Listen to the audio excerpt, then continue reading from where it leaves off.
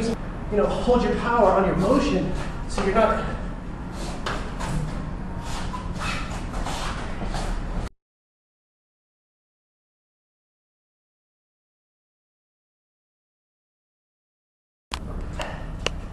Hi, I'm Chris Collins.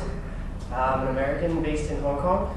I've been doing martial arts for about 16 years now. Started off with boxing, wrestling, Wing Chun, and Kali, predominantly. So basically what I was going to show you a little bit today, trying to help you out, kind of see how I can transition from different styles without making it look like a particular style, trying to look like another style. Because these are obviously different systems that I've trained in for a really long time.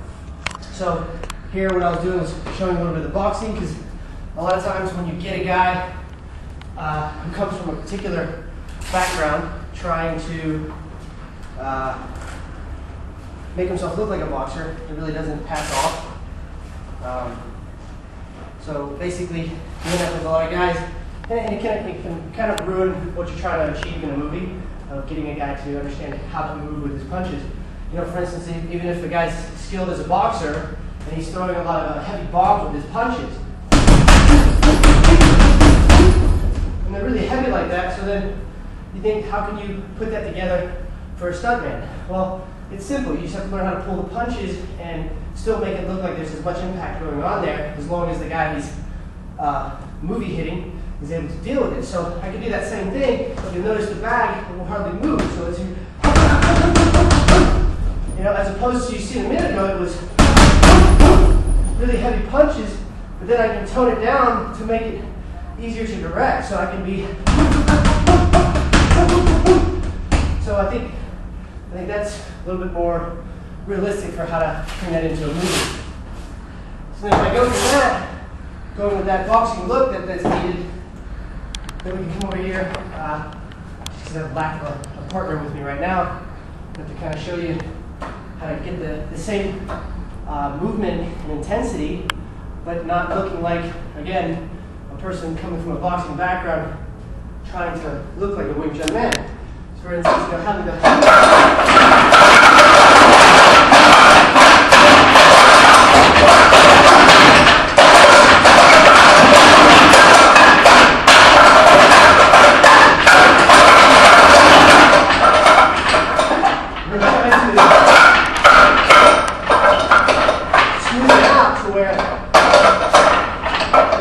same thing without hurting your opponent, not opponent, but the fellow stuntman.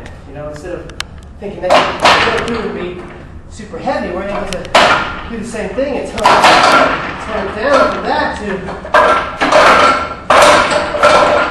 where there's not a real strength being put onto your partner, something like that. So then we can come over here. Excuse me. We're going to talk about working with sticks.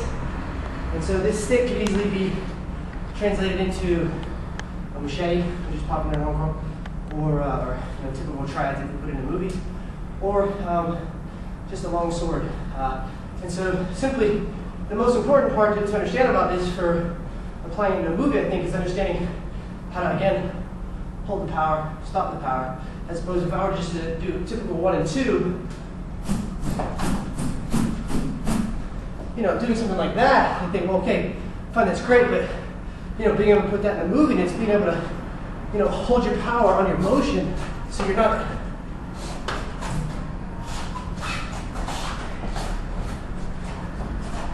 hurting him, so I can pump, at the split second needed to, in order to keep the other person from getting hurt. You go, boom, you hold, boom. As opposed to having these really heavy actions that are going to be damaging to people. And I think that's the biggest thing in making, a movie fight scene really look good, is knowing that the person or the actor has the control of the weapon. Instead of just ramming in and just beating the heck out of the bag, but just having that ability to just kind of control it a little bit, right? And then, you can transfer it from having a long weapon to a short weapon. So a lot of times people say, well, you want to have that long blade in the movie because it looks better, but I think you can also get away with using a short blade, again, as long as the person knows how to move that weapon. Boom, boom, being shown those visuals of the knife and being able to stop with pinpoint precision, as opposed to just going ballistic and all of a sudden somebody gets hurt. And I think that's how we can really kind of, well, maybe I can help to kind of transcend of how the typical fight scenes are going on when it includes weapons, bring it into a little bit more of a close quarter mentality of using a live blade and not taking away from the realism. So anyway, I just wanted to show you a little bit of how it can translate, and what I did today was just show you a little bit of the boxing on the bag, showing you how I can go from bringing full power and speed to the illusion of that power and that speed by holding the punches back, which is crucial in working with other people. And then on the wooden dummy, showing you how you go from fast, intricate, small actions to make it very exciting for viewers in the movie, but also able to slow it down and not get to the point where someone's getting injured. You know, so that you can do a pop, pop, pop, you let everything go, boom, boom, and then you can still hold your control. And I think that's crucial for making a good movie fight scene. And then showing you a bit of the stick or long blade, as well as the short blade in the knife, how to move, and again, control the motion. So I'm not just, you know, a fighter or martial arts trying to put himself in a movie and injure other people. It's really about the control. So hope you enjoyed that.